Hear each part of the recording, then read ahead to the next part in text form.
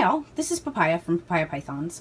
We purchased our racks pre-made. We purchased RhinoRaXX from Boafile Plastics. Jeff is a great guy to work with. He's built tons of racks, and so he has lots of design improvements that we never would have thought of that we absolutely love. The one thing he doesn't do, which made us cry a little, is he doesn't make platforms with wheels, which we definitely like because we like to be able to clean underneath our racks, and you never know when a rat or a snake or some other critter is going to get in your reptile room and escape. And so it's really nice to have something that can move so you can get behind it to check for escaped critters. So we set into motion to make a platform. This is our first edition, and you can see it has wheels with little locking mechanisms on them. They're called casters.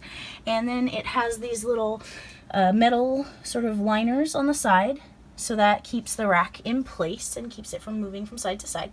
This first model has a little overhang. We thought we'd want that, but in later designs we actually cut it for space. Today we're going to go through a little video of how we came up with this design and how we constructed them so that if you want to take on something like this yourself, you can learn from our mistakes and do it better the next time. It off by measuring everything. We measured the width and the depth of our racks, which we need for our platform, but we also measured the height because you need to make sure that you're not going to block any windows or change the actual spacing of your racks in your room because you all of a sudden are hitting the ceiling because you've added another half a foot to all of your racks. It's definitely something you want to think about first and not later. With measurements in hand, we head to Digital Land to do some designing. This is definitely as easy on regular paper. So you need to decide how much of an overhang you want on each of your platforms, both in the width and length of your racks. It's important to take into consideration your entire herp room layout. If only 4 of your racks fit along one wall, then you don't have any room for any overhang on your platforms, which isn't really very practical. We wouldn't recommend it. For our second time around, or our new platform design, we wanted to have enough clearance between the bottom of the wood and the carpet for the evil computer to fit. For the Roomba to get under and vacuum. So we decided that in addition to our wood panel and our 2x4s that we used for structural frame, we would add a small wooden sort of lift underneath just the casters in order to get them a little bit taller so that the Roomba can fit underneath them. Because the RhinoRaXX already have a little foot, most of the weight of the rack sits on the outer edges of the rack.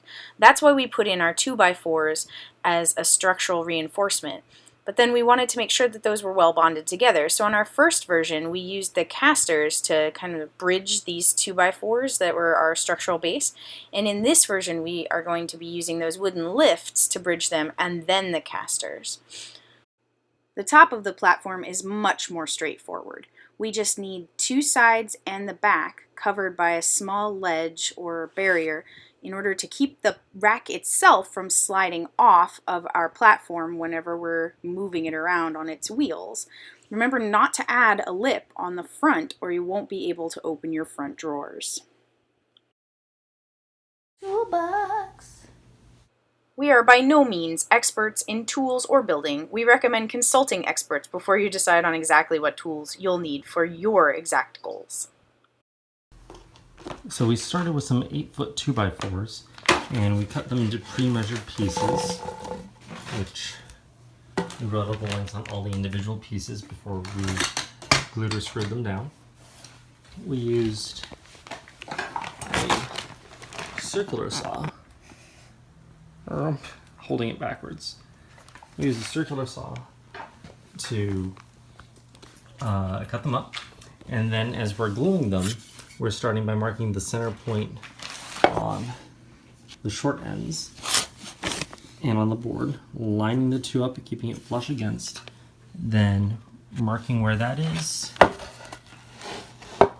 placing the longer pieces flush and lined up against it so we have guides, doing that to all 4 sides. Then over here, we just attached one of the sides down. We first applied a little bit of wood glue, like so. Yeah, for our purposes, we find the consistency actually of the Gorilla Glue makes some of the biggest. Flip that over and get it lined up. Clamp it. Takes 2 hands.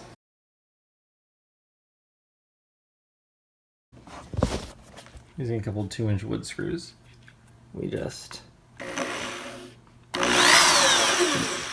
Doing this one-handed is actually a lot harder than it looks.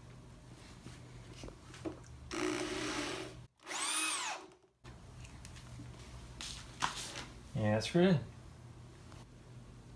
So in order to allow the Roomba to fit underneath our platforms, we have to give our casters just a little bit of help, just a little boost, so that that Roomba can slide right under. So here we have a small piece of scrap wood that we have cut to the right specification so that it will sit right underneath the casters. So we're gluing it, and then we're going to put a nice wood screw through it to bond it well to the other wood, and then we'll add our casters. So now we've got our little extra flap on here with the 1 2-inch screw connecting it with these 2x4s. And we're going to take our caster, line it up just right with that extra space, and then we'll be clamping it, but that is a 2-handed job, so we're going to do a little cut too.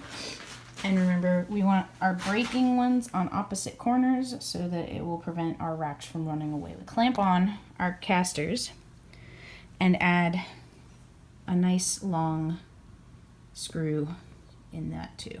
There's a lot of screwing in this video, you guys. So that way we're bonding not just our caster to our extra piece, but also down into the 2x4, which is then in our platform with wood screws.